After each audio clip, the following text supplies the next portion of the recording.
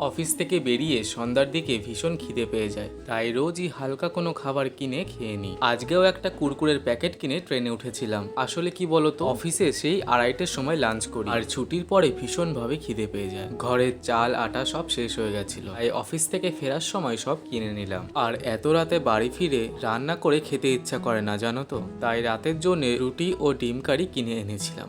ঘরে ঢুকে ফ্রেশ হয়েই সবার আগে এই বাচ্চাগুলোকে খেতে দিয়ে দিলাম। কয়েকদিন ধরে একটা জিনিস খেয়াল করছি, যখনই অফিস থেকে বাড়ি এসে দরজা খুলি, ওরা বুঝতে পেরে যায় যে আমি এসে গেছি। সব মাছগুলো না এক জায়গায় জড়ো হয়ে যায়, বেশ ভালো লাগে দেখতে। এবার বাড়ি থেকে আসার সময় না এক হাঁড়ি মিষ্টি দই এনেছিলাম। আসলে আমাদের বগুড়ার মিষ্টি দইটা ভীষণ পছন্দ আমার। ওটাকেই ফ্রিজে রেখে মাঝে মধ্যে অল্প অল্প করে খেয়ে নিই। আর ফ্রিজে বেশ খানিকটা কেকও রাখা ছিল, ওটাও খেয়ে নিলাম, না হলে আবার নষ্ট হয়ে যেত। তারপরে একটু রেস্ট নিয়ে লেগে পড়লাম সকালের রান্নার জোগাড় করতে। সকালে এই পুঁই মেচড়েগুলো রান্না করব, আমার ভীষণ ভালো লাগে খেতে। আর আটাটাও ভালো করে মেখে ফ্রিজে রেখে দিলাম, না হলে সকালে না একদমই সময় পাই না, তোমরা তো সবই জানো।